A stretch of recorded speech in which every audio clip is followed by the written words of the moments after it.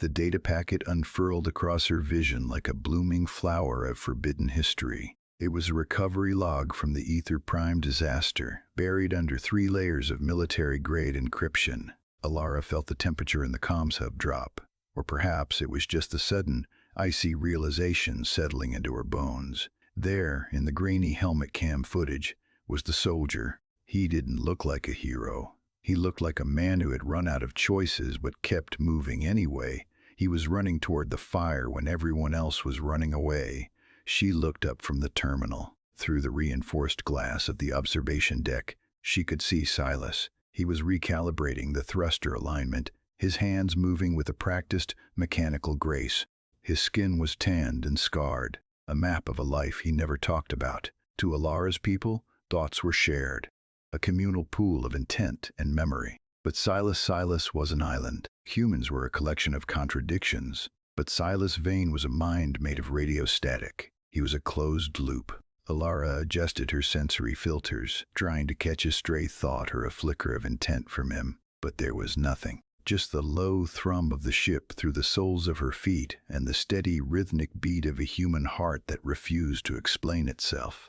Ironically, it was his silence that now felt like a physical weight. She remembered the heat of that day on Ether Prime. She remembered the way the air had tasted like scorched metal and sulfur. She had been small, her sensory stalks curled in terror, waiting for the collapse of the central spire.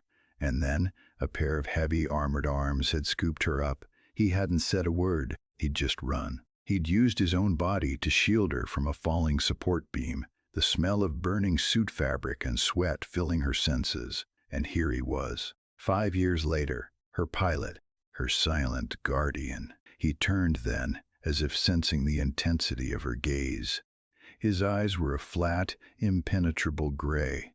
They didn't spark with the recognition she craved. There was no "I remember you" or even a hint of shared trauma. There was only the professional nod of a man doing a job. "Calm, steady, Alara." His voice crackled over the internal channel. "Steady, Silas," she replied, her voice sounding thin to her own ears. Truth is, she didn't know how to bridge the gap. How do you thank a man who has made it his life's mission to be invisible? How do you repay a debt of survival paid in silence? She watched the way he adjusted a dial, the slight tension in his shoulders the only hint that he might be feeling anything at all. The awe of it hit her, then a sudden, sharp intake of breath that made Silas pause. He looked at her again, a small frown creasing his brow.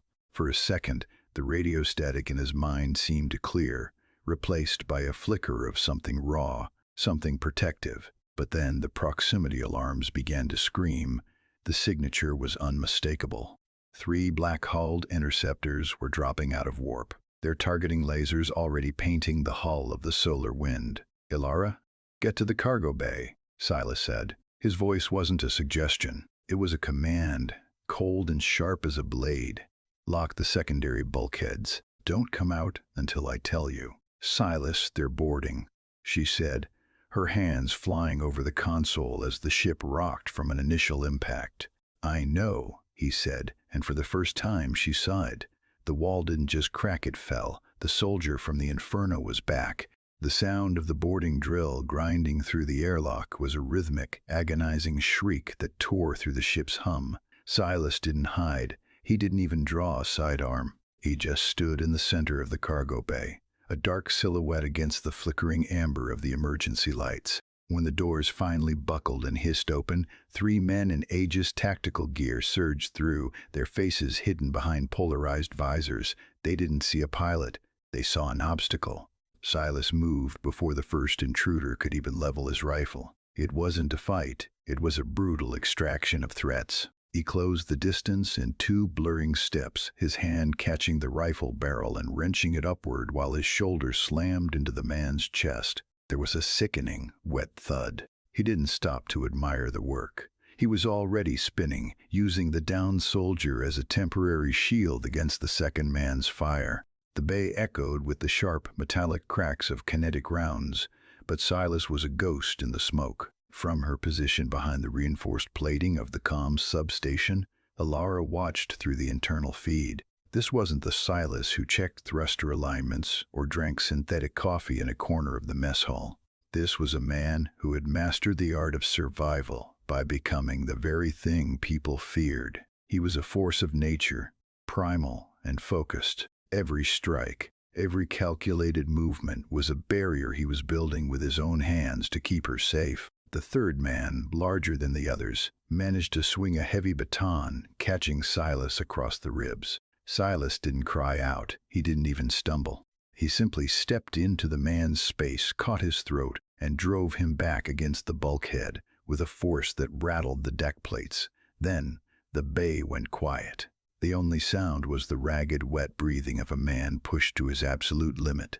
Silas stayed there for a moment, his forehead resting against the cold metal of the wall, his knuckles split and leaking dark human blood onto the floor. He didn't look at the bodies of the extremists. He looked toward the locker where he knew Alara was hiding. "It's over," he croaked. His voice was raw, stripped of its usual professional armor. Alara stepped out into the bay. She didn't look at the carnage or the smoke that filled the air. She looked at him. The radio static that usually clouded his mind and her telepathic field had vanished. In its place was a crushing, exhausting weight of memory, a flash of orange flames, a terrified alien child, and the heat of a falling world. She reached out, her fingers hovering just inches from his arm. Usually she respected the invisible boundary he had maintained for years, the silence he used as a shield. But the gap felt wrong now. It felt like a lie. "You were there," she whispered, "on the spire. Why didn't you ever say anything?" Silas finally looked at her. His gray eyes were no longer flat. They were tired. "Because you were safe," he said, his voice barely a murmur.